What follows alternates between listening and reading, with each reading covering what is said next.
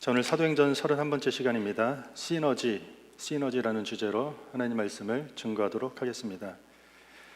저희가 30주 동안 우리 사도행전을 살펴보면 그야말로 이 전도여행, 이 정말 쉽지 않은 고난과 핍박의 연속이었다라고 이야기할 수 있습니다. 특별히 바울은 시시때때로 두들겨 맞고 감옥에 갇히고 날마다 괴롭힘 당하고 내쫓기고, 그런데 바울의 모습을 보면 지치지도 않고 한치의 물러섬이 없는 사람처럼, 넘어지면 마치 다시 일어서는 오뚜기처럼 강인하고 용감하게 복음을 증거하는 것 같습니다.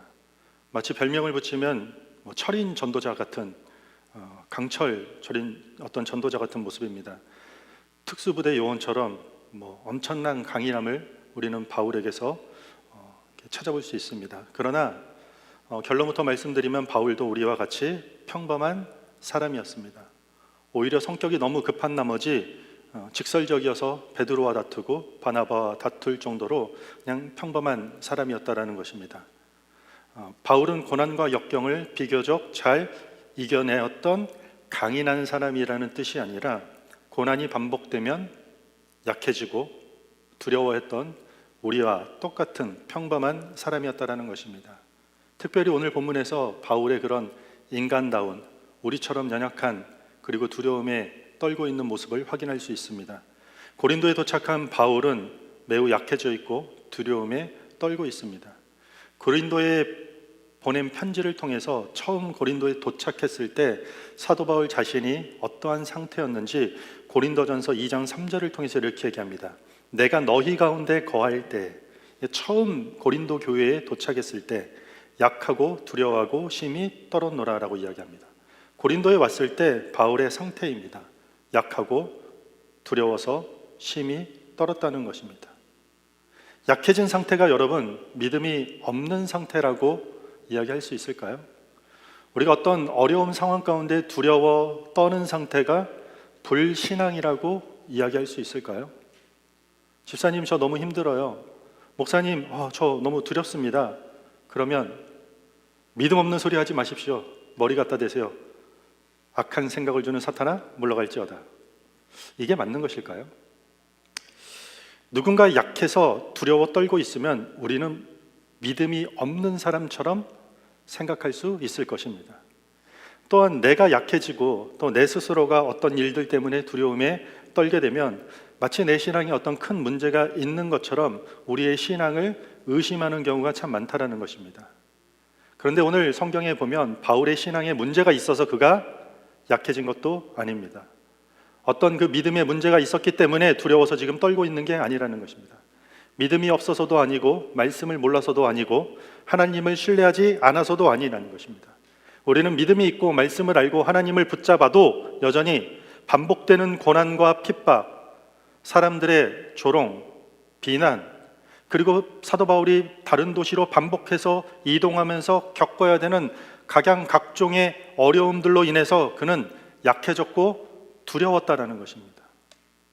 자, 그렇다면 하나님께서 바울을, 특별히 지금 어느 때보다 약해져 있고 두려움에 떨고 있는 바울을 하나님은 과연 어떻게 회복시키실까요?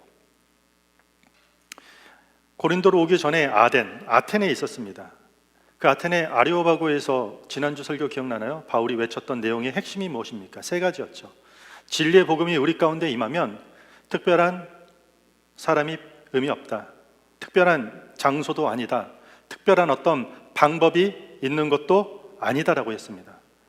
바울을 하나님이 지금 앞으로 회복시키기 위해서 산속 기도원으로 데려가서 한 1년 동안 세상과 단절시키고 그냥 전도 사역 모든 걸 다 멈춘 다음에 기도하면서 회복시키는 것이 하나님의 회복의 방법일까요? 전혀 그렇지 않습니다. 하나님은 바울을 이제부터 회복시킵니다. 그런데 바울을 회복시키기 위해서 바울을 통해 하셨던 그 전도 사역, 복음 사역의 모든 일을 중단시키지도 않았다라는 것이요.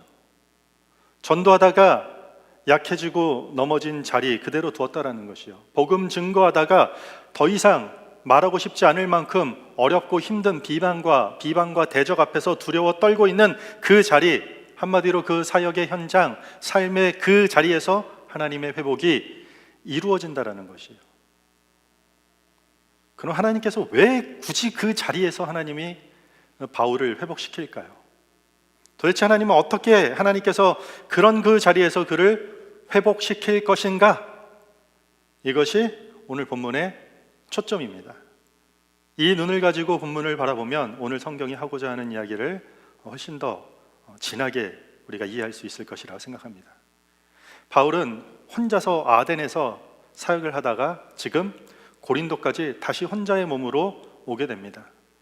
아덴에서 머물고 고린도로 이동하는 과정 가운데 재정에 바닥이 생깁니다. 그러니까 가지고 있던 돈이 다 떨어진 것이에요. 그래서 바울이 생계를 위해서 일자리를 찾아 나갑니다. 당시 고대 랍비들은 자신의 생계를 책임질 수 있는 기술 하나를 배웠어요. 텐트, 천막 만드는 기술을 가지고 있었습니다. 바울도 그 기술이 있었습니다. 그렇기 때문에 텐트 만드는 사람을 찾아갑니다. 한마디로 말하면 일종의 취업을 한 것입니다. 그리고 거기서 천막 만드는 전문 기술을 가진 아굴라와 브리스길라 부부를 만나게 됩니다.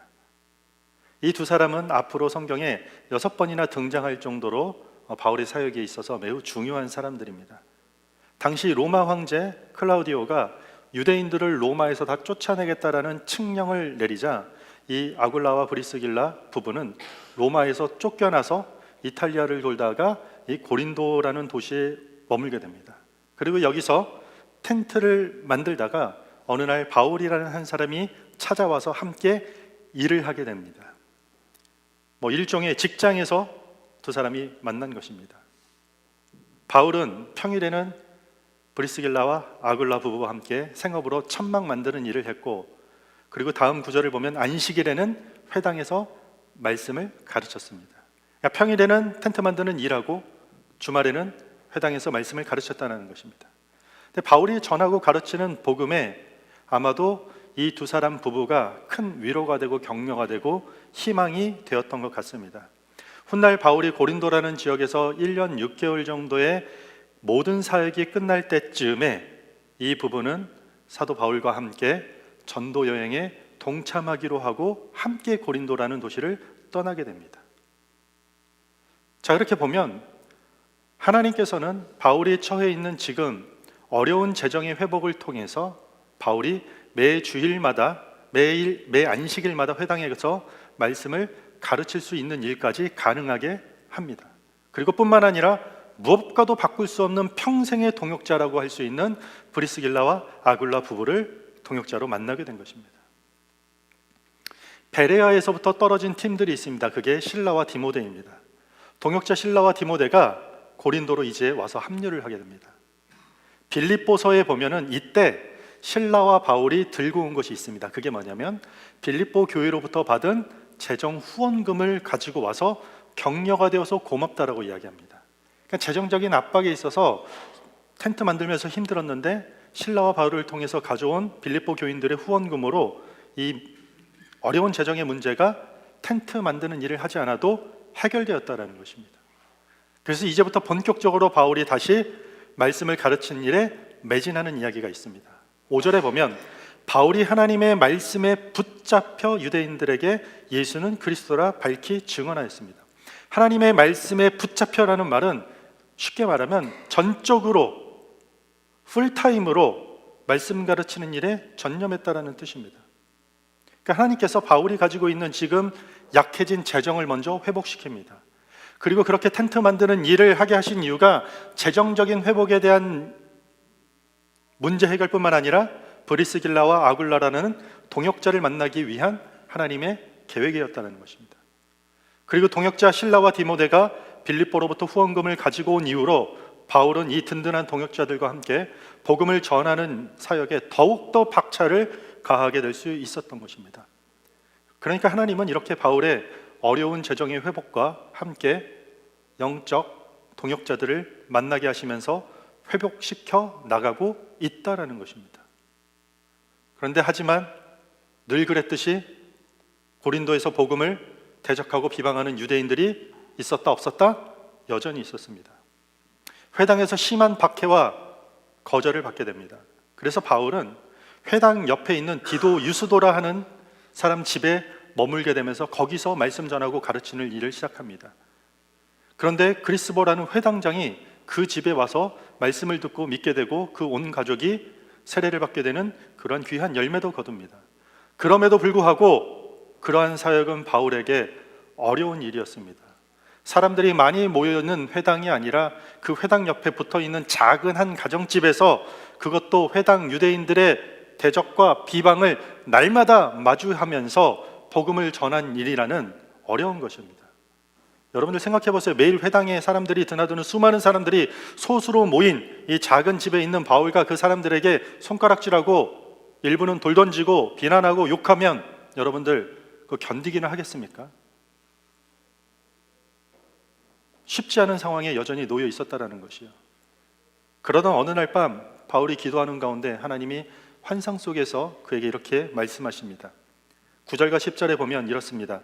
밤에 주께서 환상 가운데 바울에게 말씀하시되 두려워하지 말며 침묵하지 말고 말하라. 내가 너와 함께 있음에 어떤 사람도 너를 대적하여 해롭게 할 자가 없을 것이니 이는 이 성 중에 내 백성이 많음이라 하시더라.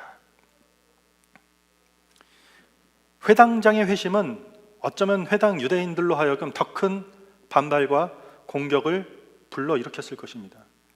그 비방과 공격에 바울은 어느 날 그냥 침묵하고 싶었을 것이에요. 더 이상 말하고 싶지 않을 것입니다.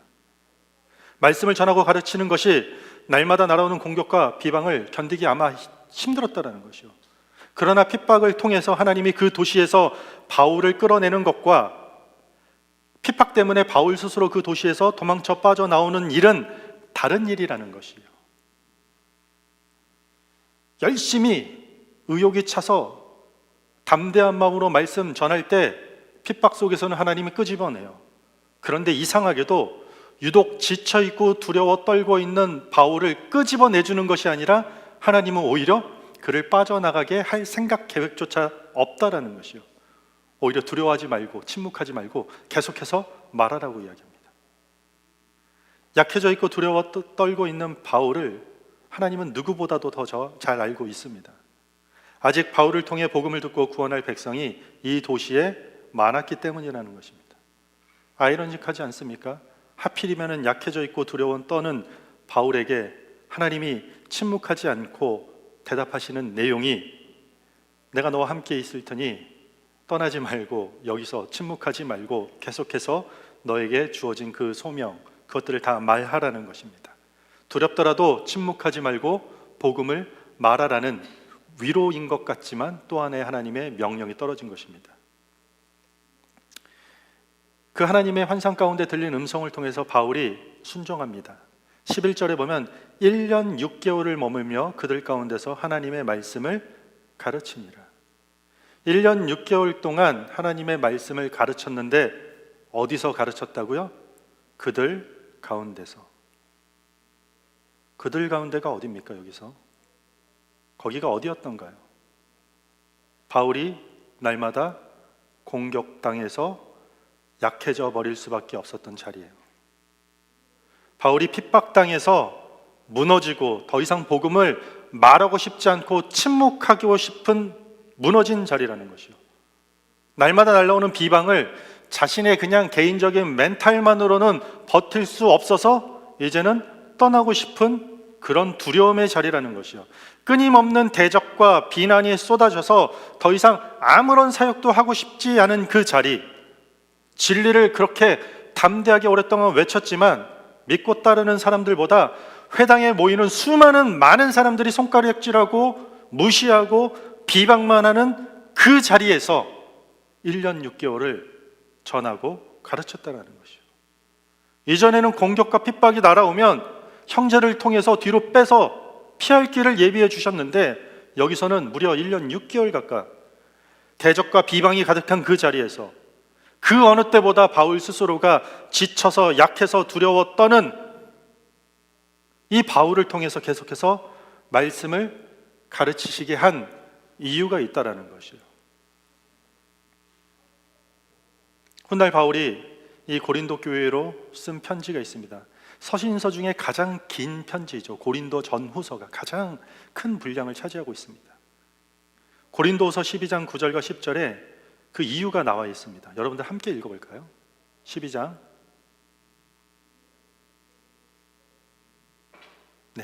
여러분들 한번 읽습니다. 시작.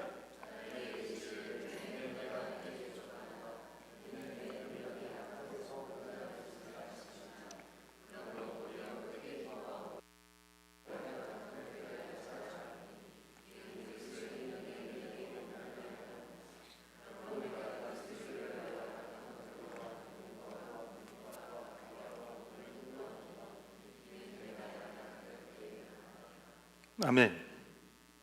마지막에 뭐라고요? 내가 약한 그때에 하나님이 강함이라는 것이요.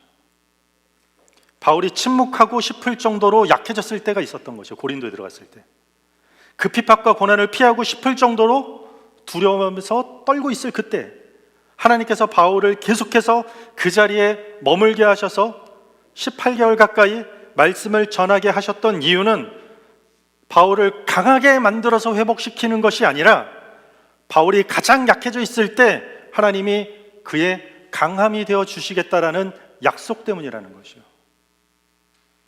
바울의 강인함이 하나님의 일을 온전히 이루는 것이 아니라 오히려 바울의 이 연약함이 하나님의 능력을 온전히 나타내게 하기 때문이라는 것이요. 그래야 비로소 하나님의 능력, 성령의 인도하심, 하나님의 주권이 그 어느 때보다 그 누구들 사이에서보다 더 강하게 선명하게 드러날 수 있게 된다는 것이에요.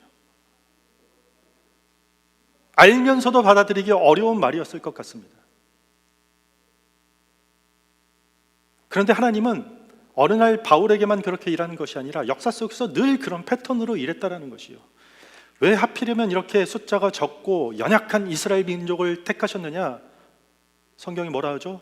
그들이 가장 약하고 숫자가 적은 민족이었기 때문이라는 것이요. 그들의 약함을 통해서 강한 하나님이 드러나게 될 것이다. 하나님 나라의 일은 바울과 같은 사람의 능력을 통해서 하는 일이 아닙니다. 하나님의 능력으로 이루어진다라는 그 불변의 진리가 지금 누구보다도 지쳐있는 바울에게 가장 필요했기 때문이에요. 그 일은 혼자 하는 일이 아니라 하나님과 함께하는 일, 하나님의 능력으로 함께하는 일이다. 이게 성경의 이야기입니다. 이것이 바울의 회복에 가장 필요한 핵심이었기 때문인 것입니다. 세월이 조금 지나서 고린도에 새로운 총독이 부임하자 이 민심을 이용해서 유대인들이 바울을 데려가서 고발합니다. 고소 내용이 이겁니다. 이 사람 율법 어기고 하나님만 경외하라고 한다고 고발합니다. 말도 안 되는 내용으로 고발하죠. 바울이 입을 열어서 대변하려고 하자 총독이 나서서 말합니다. 총독이 하는 말이 이겁니다. 이건 내가 보기에 무슨 불이나 불법을 행한 일이 아닌 것 같다. 이것은 너희 유대인들 법에 관한 것들이니 너희들끼리 처리해라. 그리고 고소를 기각해버립니다. 쫓아내버립니다. 바울은 말 한마디 하지 않고 무죄 판결을 받게 됩니다. 항상 유죄 판결을 받거나 재판도 하지 않고 감옥에 끌려갔던 바울과 다르게 오늘은 무죄 판결이 돼요. 그리고 사도행전 우리가 전체를 보면은요, 이 판결을 계기로 마치 이제 기독교는 로마법의 보호를 받는 나름의 공인된 종교로서의 모습을 띠게 됩니다. 나중에 예루살렘 유대인들이 바울을 또 고발합니다. 그때 바울이 오늘 여기서 무죄 판결받은 이 판례를 말하면서 다시 한번 무죄를 주장합니다. 그리고 황제 앞에 가서 내가 호소할 것을 요청합니다. 그것 때문에 바울이 로마로 이송됩니다. 그것 때문에 바울이 한쪽에 강력한 복음을 들고 로마의 강력한 사회 심장부로 들어갈 수 있게 됩니다. 그리고 그게 로마를 변화시키고 복음화하는 가장 중요한 시발점이 되었던 것입니다. 고린도전서 2장 4절과 5절에 보면 바울이 이렇게 얘기합니다. 내 말과 내 전도함이 설득력 있는 지혜의 말로 하지 아니하고 다만 성령의 나타나심과 능력으로 하여 너희 믿음이 사람의 지혜에 있지 아니하고 다만 하나님의 능력에 있게 하려 하였노라. 바울은 깨달았던 것이요. 어쩌면 이 전 지역 아덴에서 교회 하나 세워지지도 않고 믿는 사람도 있었지만 다수가 비방하는 것을 통해서 바울이 느꼈던 것이 있었던 것 같습니다. 지성과 철학의 도시 아테네에서 그들과 견조도 밀릴 법할 것 하나 없는 바울의 지식을 가지고 증거했지만 인간의 지혜로 설득력으로 이 일이 되지 않는구나.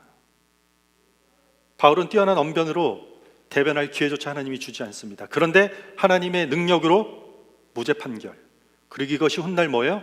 로마의 복음을 들고 갈 수 있는 모습을 띠게 됐다는 것입니다. 이걸 경험한 것입니다. 약해지고 두려워 떠는 자리에서 하나님이 일을 하니까 하나님께서 바울을 이런 식으로 회복시켜 나가고 있다는 것입니다. 오늘 말씀의 제목이 뭡니까? 시너지. 무슨 뜻이죠? 두 개 이상이 협력해서 독립적으로는 이룰 수 없는 것 이상의 결과를 만들어내는 것입니다. 1 더하기 1은 2이죠. 그런데 하나에서 하나를 더하니 이게 20이 되고 200이 될 수 있다는 것이 시너지입니다. 로마서 8장 28절에 우리가 알거니와 하나님을 사랑하는 자 곧 그의 뜻대로 부르심을 입은 자들에게는 모든 것이 합력하여 선을 이루느니라. 여기서 합력하다라는 헬라어 단어가 슈네르게오예요. 시너지의 어원이에요. 그리고 직역하면 함께 일하다라는 뜻이에요. 시너지는 함께 일하다라는 뜻을 갖고 있습니다. 시너지는 하나님의 뜻대로 부르심을 입은 사람들이 함께 일할 때 일어나는 것이에요. 하나님께서 한 사람을 회복시키실 때 누군가와 함께 하나님의 일을 하는 것을 통해서 시너지를 만들어 버렸다는 것입니다. 바울이 브리스길라와 아굴라 부부와 함께 일할 때, 그리고 그들 가운데 함께 복음을 전할 때, 매 안식일마다 그런 소수의 사람들과 함께 복음을 회당에서 담대하게 전하고 가르칠 때, 베레아로부터 온 실라와 디모데와 함께 주어진 재정을 가지고 잠시 쉼을 갖고 쉬는 것이 아니라 다시 박차를 강해서 함께 복음을 증거할 때 더 어렵고 더 약해진 자리에서 회복이 되는 일종의 시너지 효과가 있었다는 것이에요. 하나님께서 바울을 그렇게 회복시킨다는 것이요. 놀고 먹게, 잠을 푹 재워서 하나님이 우리를 회복시킬까요?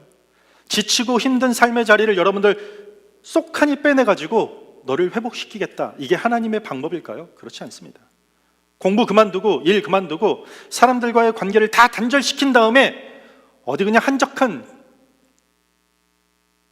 수도원 같은 데 여러분들 끌고 가서 회복시키지 않는다라는 것이요.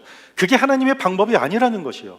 하나님은 항상 그랬듯이 누군가와 함께 하나님의 일을 하는 것을 통해서 회복시켜요. 왜냐하면 거기에 하나의 시너지를 발생시키는 것이 하나님이 만드신 질서고 법칙이고 그 가운데 하나님이 일하시기 때문이라는 것이에요. 텐트 만드는 일터에서 어려운 재정만 회복시킬 줄 알았는데 브리스길라와 아굴라 부부가 평생의 동역자가 돼요. 여러분들, 일꾼과 일자리가 만나면 그냥 돈만 창출되는 게 일반적인 것이에요. 그런데 거기서 어떤 일이 일어나죠? 영적 동역자까지 생긴 것이에요. 일종의 시너지가 발생한 것이에요. 여기에 오랜 동역자 바울과 동역자였던 실라와 디모데가 합류합니다.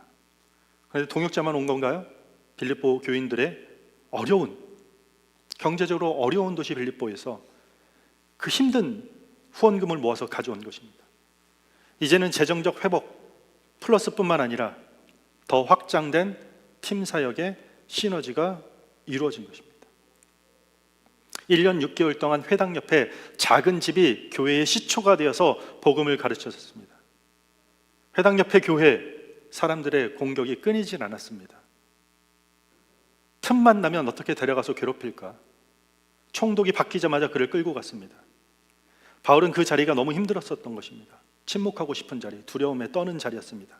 거기서 날마다 외쳤던 복음에 대한 반응은 사람들의 비방과 공격이었고, 마치 1년 6개월간의 사역이 이 처참하게 짓밟히듯이 그들은 끝내 그를 끌고 가서 고발당하나 싶었는데 바울이 한마디도 하지 않았는데 무죄 판결을 받고 이를 계기로 훗날 이 복음을 가지고 로마 심장부로 향할 수 있는 통로가 생겼다는 것입니다. 이렇게 음란하고 타락한 도시에 오랫동안 가르쳐서 복음을 전해서 드디어 비로소 교회가 세워졌을 뿐만 아니라 복음이 이 사건을 통해서 로마로 들어가게 되는 사역의 시너지가 다시 발생되었다라는 것입니다. 하나님이 바울처럼 연약해져 있고 넘어져 있고 두려워 떨고 있는 우리 삶의 자리에서 회복시키는 방법이라는 것이요. 여러분들 요즘 삶이 어떻습니까? 때론 여러분들 약해졌다라는 느낌이 드십니까? 아니면 여러분들 어떤 일들 때문에 두려워서 떨리는 마음들이 있습니까? 저는 자주 그런 것 같아요. 자주 저는 약해지는 것 같고, 자주 제가 하는 목회가 두렵고 떨리는 것들을 어쩌면 매일 겪는 것 같아요. 하나님, 제가 할 수 있겠습니까? 오늘같이 이렇게 롱 위크엔드 이렇게 여기 무슨 폭탄 맞았네요. 여기는 이렇게 뻥 뚫린 빈 자리를 보면 마음이 쉽지 않아요. 한 번도 숫자 보고 하지 않았지만 있어야 될 분들이 여기 없을 때 마음이 어려워요. 제 개인이 거절받는 게 아니라 내가 그토록 목숨보다도 귀하게 붙드는 복음이 거절받는 것 같고 별로 환대받지 못하는 것 같아서 너무 두렵고 떨리는 느낌이 저에게도 있다는 것이죠. 오늘 말씀을 통해서 제가 위로가 되는 게 있어요. 저도 이게 믿음이 약해진 게 아니구나. 내가 하나님 믿음이 없습니까? 이렇게 두려워 떨고 이러는 게 믿음 없는 담대함을 제가 잃었습니까? 신앙이 약해진 게 아니라는 것이에요. 믿음은 강하고 약한 게 아니라 있고 없음이에요. 누가 믿음이 강하고 누구 믿음이 대단합니까? 단순해요. 성경이 말하는 믿음은. 믿음이 있느냐, 믿음이 없느냐. 그런 믿음이 있다 할지라도 우리는 여전히 약해질 수 있고 두려워 떨 수 있다는 것이죠. 그런데 하나님께서는 약해진 자리에서, 우리가 두려워 떠는 그 자리에서 도피하지 말고 외면하지 말고, 마치 고린도에서 1년 6개월 동안 매일 지나가는 수많은 사람들이 비방하고 돌 던지고 욕하는 그러한 대적을 받는다 할지라도 우리 일상의 삶 속에서 묵묵히 하나님의 일을 함께 할 때 반드시 회복할 것이다. 이 소망의 메시지를 2000년이 지난 우리로 하여금 희망을 주는 메시지라고 저는 생각합니다. 그렇게 강철 전도자였던 특수부대 요원처럼 복음을 전하고 유럽을 누볐던 바울도 낭망하고 넘어져서 두려워 떨고 침묵하고 있었을 때 하나님이 결국은 그의 강함이 되셔서 그를 회복시키셨는데, 하물며 우리의 삶이야. 그런데 우리는 우리의 회복이 때론 너무 늦춰지는 것 같이 느껴질 때가 있을 것입니다. 한 1년 6개월 정도 지나서 다 회복하고 이동하면 참 편할 텐데 때로는 10년 6개월이 걸리는 것 같고 누구는 16년이 걸리는 느낌이 들 때도 있을 것입니다. 이유가 뭐죠? 나 때문인가요? 내가 약해서요? 내 믿음이 부족해서요? 아니에요.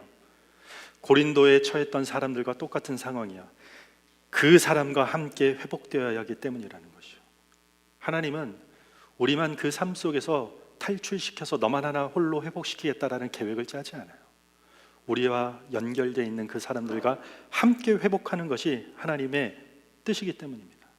그리고 그 사람과 나의 관계를 회복시킨 다음에 그 회복을 통해서 하나님은 세상의 빛이라는 영적 시너지를 발생시키고자 기대하고 있다는 것입니다. 그래서 우리는 친한 친구, 평범한 부모, 자식, 나름 괜찮은 부부관계, 끈끈한 우정, 애정 이런 것, 그런 일반적인 관계를 완전히 뛰어넘어서 1 더하기 1이 만나서 20이 되고 200이 되는, 그렇게 해서 우리 관계와 우리가 얽혀져 있는 상황들이 평생을, 아니 서로를 위해 동역하는 관계의 시너지를 낼 것이라는 것이에요. 그게 하나님의 뜻이기 때문이에요. 여러분들 만약에 약해져 있다면, 두려움에 여러분 떨고 있는 그 자리에 계신다면 하나님께서 이런 식으로 여러분들을 회복시킬 것이라 저는 확신합니다. 사도행전이 시작될 때 1장 8절이 사도행전의 전체 주제라고 했죠. 예수님이 직접 승천하시기 전에 했던 메시지가 뭐죠? 오직 성령이 너희에게 임하시면 너희가 권능을 받고 예루살렘과 온 유대와 사마리아와 땅끝까지 이르러 내 증인이 되리라. 이게 오늘 바울의 행적, 사도행전의 전체 행정에 대입하면 이게 뭔가요? 너희가 아무리 약할지라도 너희의 강함 되시는 성령이 너희에게 임하면, 그때 너희가 복음을 전하다가 약해진 자리 사마리아 같은 곳, 너희가 그렇게 진리를 전할지라도 그렇게 하나님의 선을 행하는 삶을 살다가 비방당하는 온 유대 땅과, 아니 끝없이 복음을 대적하는 땅 끝에 너희들이 떨어진다 할지라도 너희는 반드시 복음의 강력한 증인이 될 것이야. 왜냐하면 너희보다 강한 성령 하나님이 너희와 함께 하시기 때문이다. 바울이 그걸 깨달은 것이에요. 그래서 훗날 고린도를 떠나서 끝없이 써내려간 그들에게 전하고 싶은 복음의 메시지가 뭐죠? 고린도 전후서예요. 읽어보세요. 모든 것이 하나님께 달려있다는 것이요, 인간의 지혜로 하지 않았다. 하나님의 능력으로 하였다. 하나님의 강함이다. 내가 가장 약할 때 하나님의 강함으로 이 모든 것을 가능하게 하였다. 왜냐하면 그렇게 능력의 하나님이 우리와 함께 일하실 것이기 때문입니다. 그렇게 우리가 서로 함께 하나님 나라의 일을 할 때 우리의 강함 되시는 하나님이 우리와 함께 하실 것이기 때문입니다. 말씀을 정리하겠습니다. 여러분들, 약한 사람과 약한 사람이 만나는데 강한 성령의 능력이 나오게 되는 것입니다. 여러분들, 약한 사람이 약하고 두려운 자리로 들어갔는데 강한 하나님의 은혜가 거기서 쏟아지는 것입니다. 이게 하나님이 우리를 약한 사람이 약한 사람을 만나게 하시고 약한 우리를 들어서 더 연약하고 두려운 자리로 보내시는 이유입니다. 왜냐하면 가장 약한 사람을 통해서 가장 약한 상황에 하나님의 강함을 드러내시기 위함인 것입니다. 그때 우리에게 회복이 있는 것이에요. 여러분, 회복이 언제 필요합니까? 나 혼자만 막 즐거우면 회복되나요? 아니에요, 여러분들. 어떤 하나의 진리의 뭐를 깨달았을 때 혼자 기쁜가요? 그렇지 않아요. 가장 사랑하는 가족들과, 가장 사랑하는 내 직장 동료들과, 가장 가까운 이웃 친척들과 이것들을 같이 누릴 때 행복한 것 아닙니까? 그때 회복이 임한다는 것입니다. 그때 시너지 효과가 나온다는 것이요. 그렇게 주어진 삶의 자리에서 우리와 맺어진 관계들 속에서 여러분들 함께 하나님의 일을 하시기 바랍니다. 그러면 단순히 여러분들 문제 해결 차원이 결코 아닙니다. 단순히 어떤 조그만 것들이 여러분들 가운데 채워지고 해결되는 그런 회복을 넘어서서 은혜와 감사가 차고 넘쳐나는 시너지가 발생될 것이에요. 동역자는요, 눈만 보면 눈물이 쏟아질 것만큼에 대한 관계 속에 채워짐이 있는 것이죠.